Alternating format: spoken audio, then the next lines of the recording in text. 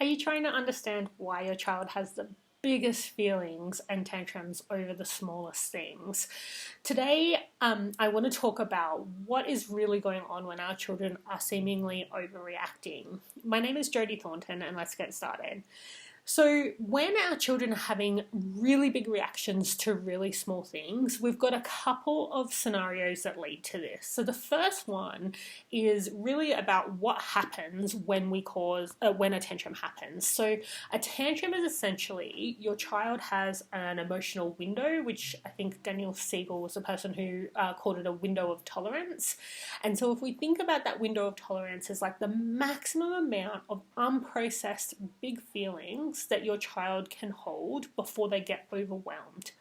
And that overwhelm may result in a tantrum. It may result in some other coping mechanism. So you can see for some children it's going into screens.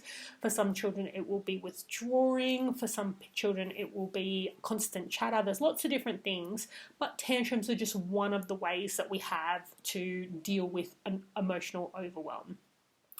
So if we think about that window of tolerance, there's a few factors that impact that. So the first one is just personality and temperament. Different people have different amounts of stress that they are comfortable to cope with.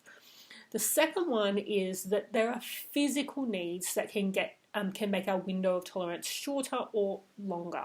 So if we think about what that might be, is whether you're hungry, whether you have slept well, whether you're dehydrated, all of these things can, and even actually overstimulation, so like a physical overstimulation issue, those things can all contribute to having a shorter window of tolerance. And so then it takes a smaller amount of unprocessed emotions to get us into an overwhelmed state.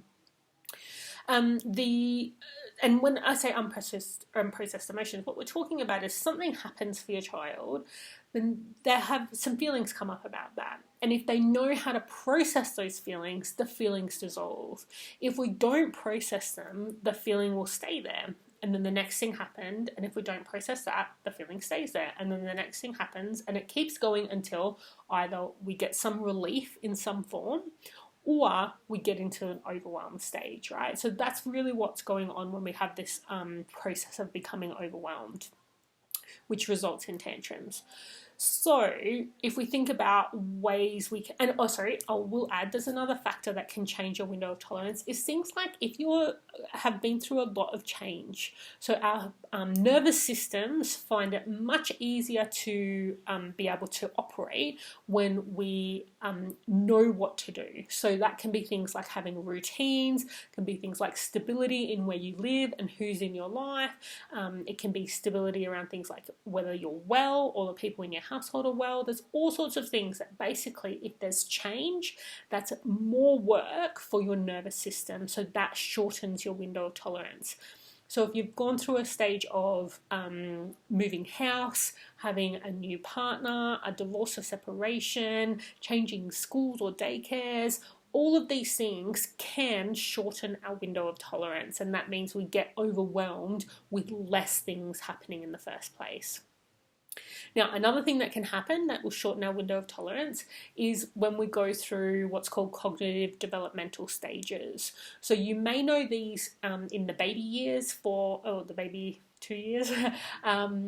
They're called wonder weeks in those years, and similar stages of what we call disequilibrium happen after the wonder weeks are over. So from the ages of 1.5 to 6, it's at the half birthdays, the 1.5, 2.5, and so on. After 6, so it goes 5.5 and then 7, and it's the odd birthdays, so 7, 9, 11. And in those stages, your child's brain is growing really fast, and a really unscientific way to explain it is that the new parts of the brain need to make connections with the old parts of the brain so that they can make use of the new skills that they have. In order for that to happen, the connections between the old parts of the brain need to break.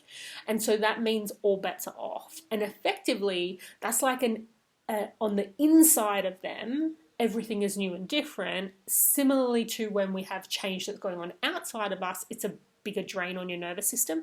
Same goes if you have all these inner changes that are going on inside of you. So those stages can also make our window of tolerance shorter.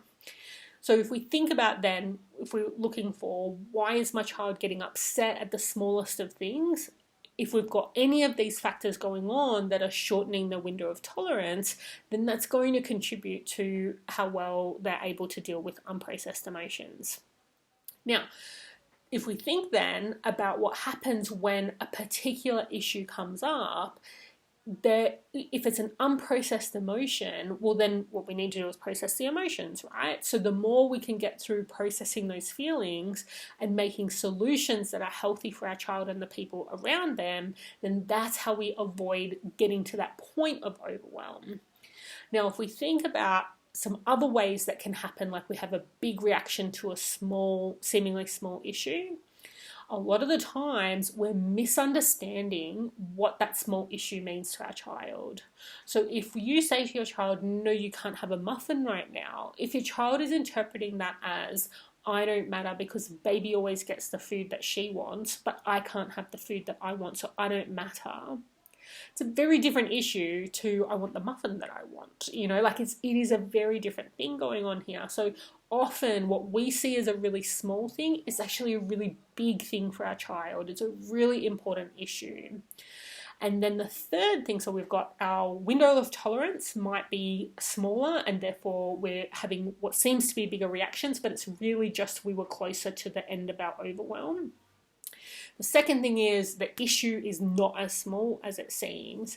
And the third thing that can happen that makes it look like they're overreacting is that if they have something that is repeatedly becoming an issue for them, so if they're always feeling like it's just my needs never matter, or I just never have any fun, there's all of these things where they've started to pick up a belief because of the fact that they've had multiple experiences where they didn't know how to get that need met.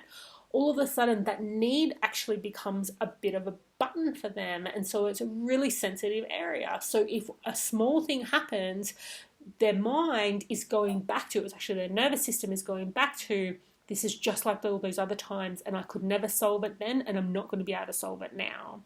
And so what seems to be a really small issue all of a sudden is actually, it's almost like, the explanation that I've heard a few people use is that it's like if you're sunburned and someone slaps you on the back in a really playful, fun way. It is not playful and fun if you've got sunburn. This is the same thing for your child, is if they're feeling really sensitive or they're feeling really like they've got some baggage around something that's going on for them, the smallest thing can happen and it feels a lot bigger to their nervous systems than what it appears to us.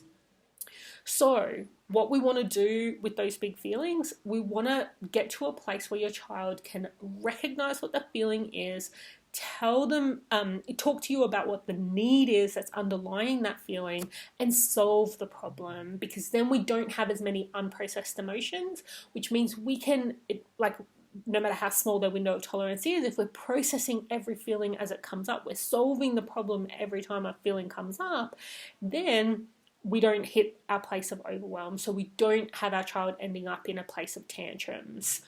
Now, nothing is 100%. Some children, once you know how to help them with their tantrums, for some children they will stop tantruming and they just won't need to. But most children will have tantrums from time to time because we're not able to permanently make sure that every need is met and permanently make sure that they never get to that place of overwhelm. But it can be a lot easier, so you can avoid more tantrums. When they do tantrum, you can help them calm down more quickly. And and you can have fewer tantrums as they are. They can be shorter and less of them. Now, how do you get to the place where you can talk about the feeling if they're already in that tantrum space? Well, that's what I'm going to be showing you how to do on my next webinar, which is calming your tantruming child. We're going to be going through the process of how do you take a child who is in overwhelm and help them to bring those feelings down to a level so we're not denying the feelings or invalidating them. We're calming them down enough so that your child can talk to you about what is going on for them underneath those feelings. So if you'd like to jump onto that webinar, the website to register is jodithornton.com/tantrum, and that will take you through to get the recording and to be able to help your child to get through those big feelings, no matter whether the issue is a big one or a small one. So I hope this has been really helpful, and please let me know in the comments box if you have any questions or you'd like to share a win.